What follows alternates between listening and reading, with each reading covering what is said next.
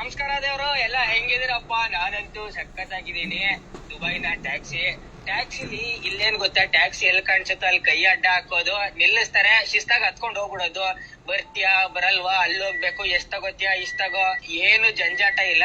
ಶಿಸ್ತಾಗ metre on ಮಾಡ್ತಾರೆ, metre ಎಷ್ಟ್ ಹೇಳತ್ತೋ ಅಷ್ಟ್ ಕೊಡ್ಲೇಬೇಕು. ನಮಸ್ಕಾರ ದೇವ್ರು, ಎಲ್ಲ ಹೆಂಗಿದಿರಪ್ಪ? ನಾನಂತೂ ಸಖತ್ತಾಗಿದ್ದೀನಿ. ದುಬೈನ ಟ್ಯಾಕ್ಸಿಲಿ ಇಲ್ಲೇನ್ ಗೊತ್ತಾ, ಟ್ಯಾಕ್ಸಿ ಎಲ್ಲಿ ಕಾಣಿಸುತ್ತೋ ಅಲ್ಲಿ ಕೈ ಅಡ್ಡ ಹಾಕೋದು, ನಿಲ್ಲಿಸ್ತಾರೆ, ಶಿಸ್ತಾಗ ಹತ್ಕೊಂಡ್ ಹೋಗ್ಬಿಡೋದು. ಬರ್ತೀಯಾ ಬರಲ್ವಾ, ಅಲ್ಲಿ ಹೋಗ್ಬೇಕು, ಎಷ್ಟ್ ತಗೋತೀಯಾ ಇಷ್ಟ ತಗೋ, ಏನು ಜಂಜಾಟ ಇಲ್ಲ. ಶಿಸ್ತಾಗ ಮೀಟರ್ ಆನ್ ಮಾಡ್ತಾರೆ, ಮೀಟರ್ ಎಷ್ಟ್ ಹೇಳತ್ತೋ ಅಷ್ಟ್ ಕೊಡ್ಲೇಬೇಕು. ನಮಸ್ಕಾರ ದೇವ್ರು, ಎಲ್ಲ ಹೆಂಗಿದಿರಪ್ಪ? ನಾನಂತೂ ನಮಸ್ಕಾರ ದೇವರು, ಡಾಕ್ಟರ್ ಬ್ರೋ ದೇವರು. ನೋಡಿ, ನೀವು ಏನು ದುಬೈಗೆ ಹೋಗಿದ್ರಿ, ದುಬೈಗೆ ಹೋದಂಥ ಸಂದರ್ಭದಲ್ಲಿ ನೀವು ಮಾಡಿದಂತಹ ವಿಡಿಯೋ, ಅಲ್ಲಿ ಯಾವ ದುಬೈನ ಟ್ಯಾಕ್ಸಿ ಡ್ರೈವರು ನಿಮಗೆ ಹಣ ಕೊಟ್ಟಿರಲಿಲ್ಲ, ಮತ್ತೆ ಆ ಮೀಟರ್ನ ಮ್ಯಾನುಫ್ಯಾಕ್ಚರ್ ಮಾಡಿರೋ ಅಂಥ ಸಂಸ್ಥೆಯವರು ನಿಮಗೆ ಹಣ ಕೊಟ್ಟಿರಲಿಲ್ಲ. ನೀವಲ್ಲಿ ಹೋಗಿದ್ರಿ, ಪ್ರಮೋಷನ್ ಮಾಡಿದ್ರಿ. ಯಾಕೆ ಅಂದರೆ ನಿಮಗೆ ಆ ಕಂಟೆಂಟ್ ಬೇಕಿತ್ತು, ಮತ್ತೆ ಜನಕ್ಕೆ ಒಂದು ಮೆಸೇಜ್ ಕೊಡಬೇಕಾಗಿತ್ತು. ಇದು ನಿಮ್ಮ ಉದ್ದೇಶ ಆಗಿತ್ತು. ಹಂಗಾಗಿ ದುಬೈಗೆ ಹೋದಂಥ ಸಂದರ್ಭದಲ್ಲಿ ನೀವು ಟ್ಯಾಕ್ಸಿನ ಬಳಸಿದಂಥ ಸಂದರ್ಭದಲ್ಲಿ ಮೀಟರ್ ಬಗ್ಗೆ ಪ್ರಚಾರ ಮಾಡಿದ್ರಿ.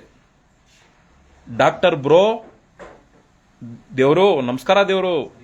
ಬೆಂಗಳೂರಿನಲ್ಲೂ ಕೂಡ ಈ ಬದಲಾವಣೆ ಆಗಬೇಕು ಅಂತ ನಾವು ತುಂಬಾ ಪ್ರಯತ್ನ ಪಡ್ತಿದ್ದೀವಿ. ಆದರೆ ನೀವು ಮಾಡಿದೇನು ದೇವರು, ನಮ್ಮ ಯಾತ್ರಿ ಅನ್ನೋ ಒಂದು ಆ್ಯಪ್ ಸಂಸ್ಥೆಗೆ ಹೋಗಿ ಅವ್ರ ಹತ್ರ ನೀವು ಹಣ ತಗೊಂಡು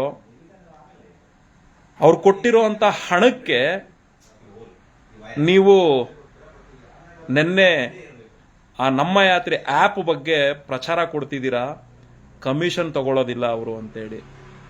ನೀವು ಮಾಡಿದಂತಹ ಆ ಒಂದು ವಿಡಿಯೋದಲ್ಲಿ ಎಷ್ಟು ಜನ ಆಟೋ ಚಾಲಕರುಗಳು, ಕ್ಯಾಬ್ ಚಾಲಕರುಗಳು ಬಂದು ಸ್ಕ್ರೀನ್ ಶಾಟ್ಗಳು ಹಾಕಿದ್ದಾರೆ. ದೇವರು, ದಯವಿಟ್ಟು ಅದನ್ನೆಲ್ಲ ಒಂದ್ಸರಿ ನೀಟಾಗಿ ನೋಡ್ಕೊಂಡ್ಬಿಡಿ ದೇವರು. ದಯವಿಟ್ಟು ನೀವು ನೋಡಲೇಬೇಕು ದೇವರು. ಯಾಕೆ ಅಂದರೆ 100 ಜನ, 200 ಜನ, 300 ಜನ, 500 ಜನ, 500 ಜನಕ್ಕಿಂತ ನೀವು ಒಬ್ರು ದೊಡ್ಡವರಾಗಕ್ಕಾಗಲ್ಲ ಅಲ್ವಾ ದೇವರು. 10 ಜನ ನಮಗೆ ನೀನು ಮಾಡ್ತಿರೋ ಅಂಥ ವಿಚಾರ ಸರಿಯಿಲ್ಲ ಅಂತ ಹೇಳಿ 10 ಜನ ನಮ್ಮನ್ನ ಬೆರಳು ಮಾಡಿ ತೋರಿಸ್ತಿದ್ದಾರೆ ಅಂದಾಗಲೇ ಎಲ್ಲೋ ಒಂದು ಕಡೆ ನಮಗೆ ಒಂದು ಸ್ವಲ್ಪ ಅಂಜಿಕೆ ಆಗ್ತದೆ. ಅಂಥದ್ರಲ್ಲಿ ನೀವು ಮಾಡಿರೋ ಅಂಥ ವಿಡಿಯೋದ್ರಲ್ಲಿ ಪ್ರತಿಯೊಬ್ರು ಕೂಡ ಕಾಮೆಂಟ್ ಮಾಡಿದ್ದಾರೆ. ಯಾವ್ಯಾವ ರೇಂಜಲ್ಲಿ ಕಾಮೆಂಟ್ ಮಾಡಿದ್ದಾರೆ ಅಂತ ನೀವೇ ನೀಟಾಗಿ ಕೂತ್ಕೊಂಡು ನೋಡ್ಕೊಳ್ಳಿದ್ದೇವರು. ಅಷ್ಟು ಜನ ನಿಮಗೆ ಕಾಮೆಂಟ್ ಮಾಡಿ ಈ ವಿಡಿಯೋನ ಡಿಲೀಟ್ ಮಾಡಿ, ಈ ಆ್ಯಪ್ ಸಂಸ್ಥೆಯವ್ರುಗಳು GPS ಟೆಕ್ನಾಲಜಿಗಳನ್ನ ಬಳಸ್ಕೊಂಡು ಚಾಲಕರ ಸಮುದಾಯ ವರ್ಗಕ್ಕೆ ಮೋಸ ಮಾಡ್ತಾ ಇದ್ದಾರೆ. ಈ ಆ್ಯಪ್ ಸಂಸ್ಥೆಗಳನ್ನ ಬೆಳೆಸಕ್ಕೆ ಹೋಗ್ಬೇಡಿ. ಅದರಲ್ಲಿ ಬೇರೆ ನೀವು ಹೇಳ್ತೀರಾ, ಸ್ಲೋಗನ್ ಶೀರ್ಷಿಕೆಯಲ್ಲಿ ಬರೆದುಬಿಟ್ಟಿದ್ದೀರಾ, ಕರ್ನಾಟಕದ ಹೆಮ್ಮೆಯ ಆ್ಯಪ್ ಅಂತ. ಅವರು ಕರ್ನಾಟಕದವ್ರಲ್ಲ. ನಿನ್ನೆನೂ ಸಹ ಈ ವಿಚಾರದಲ್ಲಿ ನಿಮಗೆ ತುಂಬ ಮರ್ಯಾದೆ ಕೊಟ್ಟು, ಬೆಲೆ ಕೊಟ್ಟು, ಮಾತಲ್ಲಿ ತುಂಬ ಹಿಡ್ತಾ ಇಟ್ಕೊಂಡು, ಪರಿಪೂರ್ಣವಾಗಿ ಅರ್ಥ ಆಗುವಂಥ ರೀತಿಯಲ್ಲಿ ಅವರ ಒಂದು ಸಂಸ್ಥೆಗಳ ದಂಧೆ ಬಗ್ಗೆನೂ ಕೂಡ ವಿವರಣೆ ಕೊಟ್ಟು, ತಿಳಿಸ್ಕೊಟ್ಟು, ನಿಮ್ಮ ಗಮನಕ್ಕೆ ಬರೋವಂಥ ರೀತಿಯಲ್ಲಿ ನಿಮ್ಮ ಒಂದು ಸೋಷಿಯಲ್ ಮೀಡಿಯಾ ಹ್ಯಾಂಡ್ಲ್ ಮಾಡ್ತಿದಾರಲ್ಲ, ಅವ್ರ ಗಮನಕ್ಕೆ ಈ ವಿಚಾರಗಳೆಲ್ಲವೂ ಕೂಡ ಹೋಗಿದೆ. ಆದರೂ ಕೂಡ ನೀವು ಆ ವಿಡಿಯೋನ ಡಿಲೀಟ್ ಮಾಡದೆ ನೀವು ಇನ್ನೂ ಆ ವಿಡಿಯೋನ ಪ್ರಮೋಷನ್ ಕೊಟ್ಕೊಂಡು ಇನ್ನೂ ಆ ವಿಡಿಯೋನ ವೈರಲ್ ಮಾಡ್ಕೊಂತಿದ್ದೀರಾ ಅಂದ್ರೆ ನಿಮ್ಮ ಮತ್ತೆ ನಮ್ಮ ಯಾತ್ರಿಯವರ ನಡುವೆ ಏನು ಅಗ್ರಿಮೆಂಟ್ ಆಗಿದೆ ದೇವರು, ನೀವು ದಯವಿಟ್ಟು ಬಂದು ತಿಳಿಸ್ಕೊಡ್ಬೇಕು. ತಗೊಳ್ಳಿ, ನೀವು ದುಡ್ಡು ತಗೊಂಬೇಡಿ ಅಂತ ನಾವು ಹೇಳಲ್ಲ. ಯಾಕೆಂದ್ರೆ ನೀವು ಯೂಟ್ಯೂಬರ್ ಆಗಿ ದೇಶ ಸುತ್ತೀನಿ, ಕೋಶ ಓದ್ತೀನಿ ಅನ್ನೋದೇ ನೀವು ಬಂದಿಲ್ಲ ಬಿಡಿ. ನಿಮ್ಮಲ್ಲಿ ದೇಶ ಸುತ್ತೀನಿ ಅಂತ ಹೇಳಿ ನೀವು ಫಾಲೋವರ್ಸ್ಗಳನ್ನ ಬೆಳೆಸ್ಕೊಂಡ್ರಿ. ದೇಶ ಸುತ್ತೀನಿ ಅಂತೇಳಿ ಫಾಲೋವರ್ಸ್ನ ಬೆಳೆಸ್ಕೊಂಡು ದೇಶಗಳ ಬಗ್ಗೆ ಮಾಹಿತಿಗಳನ್ನ ಕೊಟ್ಕೊಂಡು ಕ್ರಮೇಣ ನೀವು ಕಮರ್ಷಿಯಲ್ ಮೈಂಡ್ಗೆ ಹೋಗ್ತಿದ್ದೀರಲ್ಲ.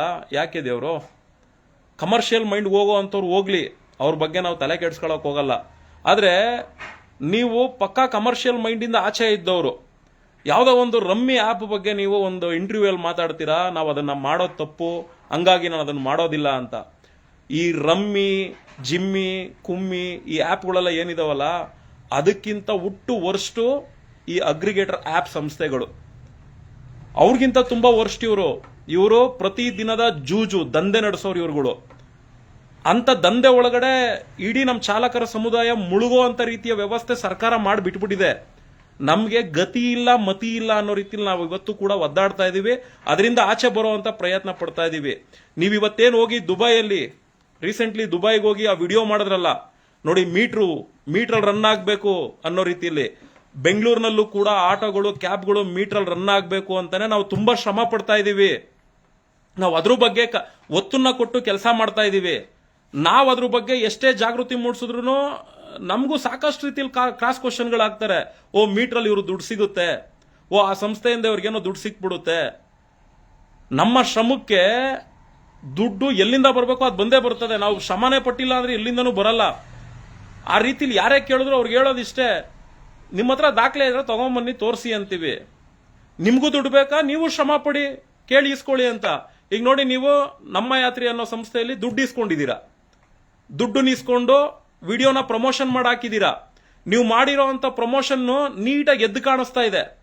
ಆ ಸಂಸ್ಥೆಯವರ ಆಪ್ ಗಾಡಿ ಬರೋದೇನೋ, ಆ ಸಂಸ್ಥೆಯಲ್ಲಿ ಆ ಡ್ರೈವರು ಆ ನಮ್ಮ ಯಾತ್ರಿದು ಯೂನಿಫಾರ್ಮ್ ಹಾಕೊಳ್ಳೋದೇನು, ನೀವು ಸೂಟ್ ಕೇಸ್ ಇಟ್ಕೊಂಡು ಆ ಒಂದು ಆಟೋನ ಎದುರು ನೋಡ್ತಾ ಇರೋದೇನೋ, ಮತ್ತು ಅದ್ರ ಬಗ್ಗೆ ಮಾಹಿತಿ ಕೊಡ್ತಾ ಇರೋದೇನೋ, ಇದು ಪಕ್ಕಾ ಕಮರ್ಷಿಯಲ್ ಪ್ಲಾನ್ ಅಲ್ಲಿ ನೀವು ಮಾಡಿರೋವಂಥದ್ದು ವಿಡಿಯೋ. ಈ ವಿಡಿಯೋನ ನಮ್ಮ ಯಾತ್ರಿಯವರು ನಿಮ್ಮ ಕಡೆಯಿಂದ ದುಡ್ಡು ಕೊಟ್ಟು ಮಾಡಿಸಿದ್ದಾರೆ. ಅದು ಎಷ್ಟು ಲಕ್ಷ ಕೊಟ್ಟಿದಾರೋ ಕೋಟಿ ಕೊಟ್ಟಿದಾರೋ ಅದು ನೀವೇ ಓಪನ್ ಆಗಿ ಬಂದು ಹೇಳ್ಬೇಕು ಡಾಕ್ಟರ್ ಬ್ರೋ. ಆದ್ರೆ ನೀವು ದುಬೈಗೆ ಹೋದಂತ ಸಂದರ್ಭದಲ್ಲಿ ನೀವು ಜನಗಳಿಗೆ ಮಾಹಿತಿ ಕೊಡುವಂತ ರೀತಿಯಲ್ಲಿ ಆ ವಿಡಿಯೋ ಮಾಡೋದ್ರಲ್ಲ, ನಾನು ಆಗ್ಲೇ ಲೈವಲ್ಲಿ ತೋರಿಸಿದ್ನಲ್ಲ ಪ್ರಥಮದಲ್ಲೇ, ಆ ವಿಡಿಯೋ ನಿಮ್ಮ ಒಂದು ವ್ಯೂಸ್ ರೈಸ್ ಆಗೋದಕ್ಕೆ, ಆ ಒಂದು ವಿಚಾರ ಸ್ಪ್ರೆಡ್ ಆಗೋದಕ್ಕೆ ನೀವು ಮಾಡಿದಂಥದ್ದು ಅದು ಒರಿಜಿನಲ್ ರಿಯಾಲಿಟಿ ವಿಡಿಯೋ. ನೀವು ನೆನ್ನೆ ಮಾಡಿದ್ದು ಪಕ್ಕಾ ಕಮರ್ಷಿಯಲ್. ಅವ್ನು ಯಾರೋ ಬಂದಿದ್ದಾನೆ ಕಾಮೆಂಟ್ ಹಾಕೋರ್ಗೆ ಲೈವ್ ಅಲ್ಲಿ ಕಾಮೆಂಟ್ ಓದ್ಬಿಟ್ಟು ಉಗಿದ್ರೆ ಕಂಟೆಂಟು ಬದಲಾವಣೆ ಆಗ್ತದೆ. ಹಂಗಾಗಿ ಕಾಮೆಂಟ್ ಹಾಕುವಂತ ಫೇಕ್ ಐಡಿಗಳಿಗೆ ನಾನು ಒಂದು ಮಾತು ಹೇಳಕ್ ಇಷ್ಟಪಡ್ತೀನಿ. ನೀವು ನಿಮ್ಮ ತಾಯಿ, ನಿಮ್ಮ ತಂದೆಗೇನೆ ನಿಮ್ಗಳನ್ನ ಉಡ್ಸ್ಕೊಂಡಿದ್ರೆ ಕಾಮೆಂಟ್ ಹಾಕುವಂಥವ್ರು ಫೇಕ್ ಐಡಿಗಳಲ್ಲಿ ಒರಿಜಿನಲ್ ಐಡಿಲಿ ಹಾಕ್ರಿ. ಮತ್ತೆ ಏನು ಪ್ರಯೋಜನಕ್ಕೆ ಬರ್ದಿಲ್ದವರು ಪದಗಳನ್ನ ಸೇರಿಸ್ಕೊಂಡು ಬರೀತಿರಲ್ಲ ಅಂಥವ್ರು, ನೀವು ನಿಮ್ಮ ಅಪ್ಪಂದಿರುಗಳಿಗೆ ಪಕ್ಕಾ ಸಾಚವಾಗಿ ಹುಟ್ಟಿದೀನಿ ಅಂದ್ರೆ ನೀವು ಫೋನ್ ನಂಬರ್ ಹಾಕ್ಬಿಟ್ಟು ಕಾಮೆಂಟ್ ಹಾಕ್ರೋ. ಅದು ಮಜಾ. ಅಂದ್ರೆ ಸುಮ್ಮನೆ ಫೇಕ್ ಐಡಿ ಕ್ರಿಯೇಟ್ ಮಾಡ್ಕೊಳ್ಳೋದು, ಪ್ರಯೋಜನಕ್ಕೆ ಬರ್ದಿಲ್ದಿರೋ ರೀತಿಯಲ್ಲಿ ಬರೆಯೋದು, ಇದನ್ನ ಮಾಡಿದಾಗ ಕಂಟೆಂಟನ್ನು ನಾವೇನು ಮಾತಾಡ್ತಿರ್ತೀವಿ ಅದು ಸುಮ್ಮನೆ ಮಿಸ್ಗೈಡ್ ಆಗ್ತದೆ. ಹಂಗಾಗಿ ನಿಮ್ಮ ತುಕಾಲಿ ಕಾಮೆಂಟ್ಗಳನ್ನ ನಾವು ಓದಕ್ಕೆ ಹೋಗಲ್ಲ. ಒಳ್ಳೇದಿತ್ತು ಅಂದರೆ ಓದ್ತೀವಿ, ರಿಪ್ಲೈ ಮಾಡ್ತೀವಿ. ನಿಮ್ಮಂಥ ಚಪ್ಪರ್ರು ಕಾಮೆಂಟ್ ಐಡಿಗಳನ್ನ ಕ್ರಿಯೇಟ್ ಮಾಡ್ಕೊಂಡು ಆಗ್ತಿರಲ್ಲ, ಏನೋ ಚಪ್ಪರ್ ಜಗ್ಗ ಅನ್ಕೊಂಡು, ಇಂಥ ಚಪ್ಪರ್ ನನ್ನ ಮಕ್ಕಳಿಗೆ ನಾವು ಫೇಸ್ಬುಕ್ ಲೈವಲ್ಲೇ ರಿಪ್ಲೈ ಕೊಡೋದು ತಪ್ಪು. ವಿಧಿ ಇಲ್ಲ, ಆದರೂ ಕೊಡಲೇಬೇಕು, ಕೊಡ್ತಾ ಇದ್ದೀವಿ. ದೇವರು ನಿಮ್ಮ ವಿಷಯಕ್ಕೆ ಬಂದ್ಬಿಡ್ತೀವಿ. ನೋಡಿ, ದಯವಿಟ್ಟು ನೀವು ಅಪ್ಲೋಡ್ ಮಾಡಿರುವಂಥ ವಿಡಿಯೋ ನಮ್ಮ ಯಾತ್ರಿ ಅನ್ನೋ ಸಂಸ್ಥೆಯಲ್ಲಿ ಹಣ ನೀವು ಎಷ್ಟಾನ ಇಸ್ಕೊಳ್ಳಿ, ಅದು ನಿಮ್ಮ ಅವರ ವೈಯಕ್ತಿಕಕ್ಕೆ ಬಿಟ್ಟಿದ್ದು. ನಿಮ್ಮ ಅವರ ಅಗ್ರಿಮೆಂಟು ಏನಾದರೂ ಇರಲಿ, ನಿಮಗೆ ಯಾರಿಂದ ಇನ್ಫ್ಲೂಯೆನ್ಸ್ನ ಬಳಸಿ ಯಾರ ಕಡೆಯಿಂದ ಒತ್ತಡ ತರಿಸಿ ಅವರು ವಿಡಿಯೋ ಮಾಡಿಸಿದ್ದಾರೆ, ಅದು ನೀವು ಓಪನ್ ಆಗಿ ಹೇಳ್ಕೊಂಡ್ರೆ ಮಾತ್ರ ನಮಗೆ ಗೊತ್ತಾಗಕ್ಕೆ ಸಾಧ್ಯ. ಇಲ್ಲ ಅಂದ್ರೆ ನಮಗೆ ಬಂದಿರೋ ಮಾಹಿತಿನ ಗಾಳಿಯಲ್ಲಿ ಬಂದಿರುವಂಥ ಗುಂಡನ್ನ ನೋಡಿಕೊಂಡು ಅದ್ರ ಪ್ರಕಾರದಲ್ಲಿ ನಾವು ಹಿಂಗೆ ಮಾತಾಡಬೇಕಾಗ್ತದೆ.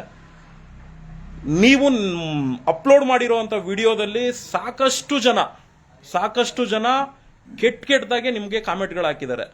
ಮತ್ತೆ ಈ ವಿಡಿಯೋಸ್ಗಳನ್ನ ದಯವಿಟ್ಟು ಡಿಲೀಟ್ ಮಾಡಿ ಅನ್ನೋ ರೀತಿಯಲ್ಲಿ ರಿಕ್ವೆಸ್ಟ್ ಕೂಡ ಮಾಡ್ಕೊಂಡಿದ್ದಾರೆ. ನೀವು ಕನ್ನಡಿಗರ ಪರವಾಗಿ, ಯಾಕೆಂದ್ರೆ ನೀವು ಒಬ್ಬ ಯೂಟ್ಯೂಬರ್ ಆಗಿ ದೇಶನ ಸುತ್ತಿ ದೇಶದ ಬಗ್ಗೆ ತಿಳಿಸುವಂತ ರೀತಿಯಲ್ಲಿ ನಿಮ್ಮ ಒಂದು ವಿವೇಕ ಹೋಗ್ತಿತ್ತಲ್ಲ, ಅದು ಏಕಾಏಕಿ ಕಮರ್ಷಿಯಲ್ ಮೈಂಡ್ ಬಂದಾಗ ಜನ ಇದ್ರ ಬಗ್ಗೆ ನಿಮ್ಮನ್ನ ಕೇಳ್ತಿದ್ದಾರೆ.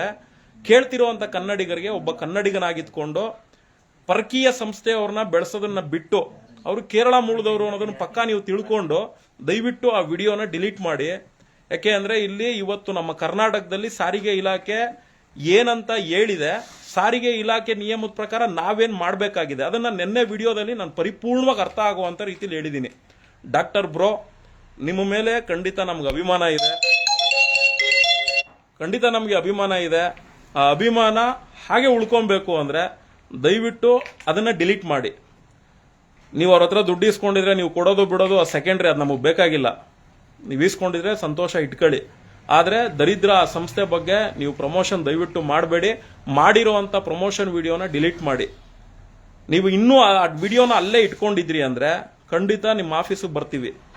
ನಿಮ್ಮ ಆಫೀಸು ಬಂದು ಅಲ್ಲಿ ಮನವರಿಕೆ ಮಾಡ್ಕೊಡ್ಬೇಕಾ? ಖಂಡಿತ ಮನವರಿಕೆ ಮಾಡ್ಕೊಡ್ತೀವಿ ವಿತ್ ಡಾಕ್ಯುಮೆಂಟ್ರಿ ಸಮೇತ. ಇದು ಸಾಕಾಗಲ್ಲ ಅಂದರೆ ನೋಡಿ, ಬೆಂಗಳೂರಿನಲ್ಲಿ ಏನು DC ಅವರು ಇದ್ದಾರೆ, ಆಟೋ ಮೀಟ್ರ್ ಬಗ್ಗೆ, ಆಟೋ ಮೀಟ್ರ್ ದರದ ಬಗ್ಗೆ DC ಅವ್ರ ಒಬ್ಬರು ಕೈಯಲ್ಲೇ ಇದನ್ನ ಹ್ಯಾಂಡ್ಲ್ ಮಾಡುವಂಥ ಪವರ್ ಇರೋದು. ನಿಮ್ಮ ವಿರುದ್ಧ DC ಅವ್ರ ಮೇಲೆ ದೂರನ್ನ ಕೊಡ್ತೀವಿ.